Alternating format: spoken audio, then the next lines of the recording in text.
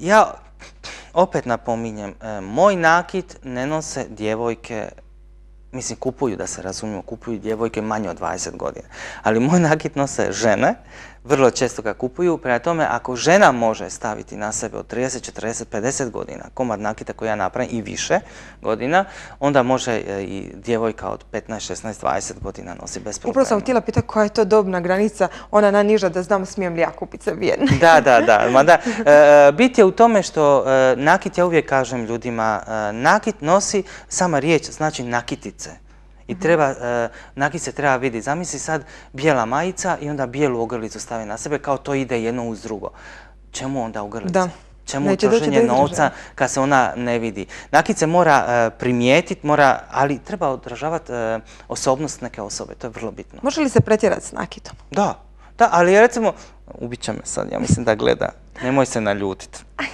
Imam prijateljicu, neću imenovat, koja na sebi ima toliko nakita, ja prvi put u životu kad sam je vidio, rekao sam, Bože, pa zar je ovo moguće da nekome tako stoji? Upravo sam to htjela, imam i ja jednu koja će na sebe staviti 1000 ogrlica, narukvica, naušnica i milijun boja, ali kad je vidim bez nakita, to nije ona. Ali stavi 4-5 narukvica, ogrlicu jednu, dvi, pa i tu će staviti narukvice, pa neki sat više boja. Možda stoji. mislimo na istu osobu, o tome ćemo kasnije. Nećemo sad, ali to jednostavno stoji, to je nevjerojatno kako... Da, zna nositi jednostavno to. To je osobnost te osobe. Tako je. I ona neće naići na trendove, ima jako puno mog nakita, sorry, neću ti reći ime, ali ima puno nakita i koristi ga, kombinira ga i definitivno... Dobro znam jako puno žena, radim jako puno sa ljudima, 10 godina sam u ovome s nakitom više od 5.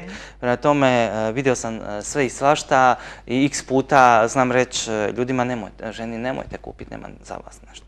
On dođe, prova, hoće kupiti, ma nemojte, ne stoji vam.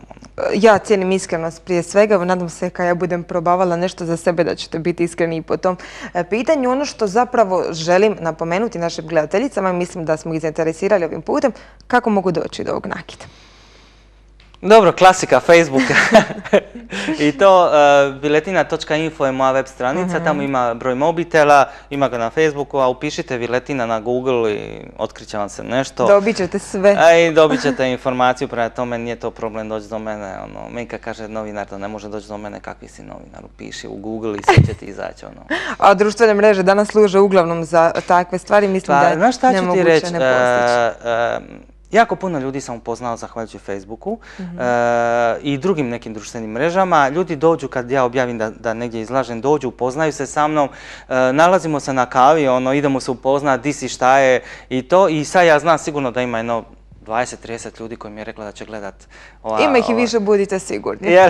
Ali dobro, ali ja znam sa Fejsa koji su mi lajkali, koji su postavljali pitanje u inbox, zvali su me poruke, kad točno i to, tako da moram reći da je to društvena mreža, je to za neke gubljenje vremena, ali definitivno puno stvari se može riješiti preko tih mreža.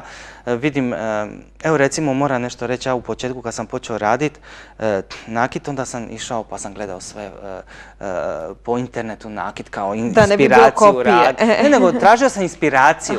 Onda u onom trenutku kad sam shvatio da ne mogu ja tražiti inspiraciju da bi radio originalno, u tom trenutku sam počeo se izdvajati sa nakitom. Danas ja dobijem na Facebook informaciju, znate, kopirala sam malo vašeg nakita. Ja kažem, nema problema, to je stara kolekcija. Ali jedan jedini original može se kopirati ili ne može ispati identično? Može se, ovo kad se radi samo drugi materijal i to već, ali pazi, pogledaj, moment. Pogledaj, ona pleše.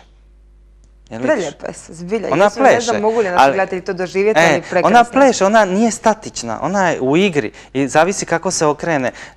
Ali to se mora desiti, kako ću ti reći, definitivno talent mora biti. Mora biti neka vizija, ja kad radim, meni mama i svi koji dolaze kod mene moraju kucati na vratima, da me maknu iz tog nekog svog filma. To se tako kaže, ali sam doživljavao da mi ljudi upadaju u sobu i da meni spada sve iz ruke, kako se znam zanit u svom radu. Tako da, kažem, talent definitivno ovdje mora igrati. talent je neupitan, evo imamo priliku vidjeti na našem stolu. Ja ovom prilikom mogu samo reći puno uspjeha u daljem radu i evo ovom prilikom pozivam da ovo ne bude naš jedini susret u našem studiju. U svakom slučaju, dobro, kontaktu smo. Hvala još jednom na gostovanju, dragi gledatelji, barem na ženski dio gledateljstva. Nadam se da ste uživali u ovim minutama. Ostanite uz program televizije Jadran, još kratko smo s vama.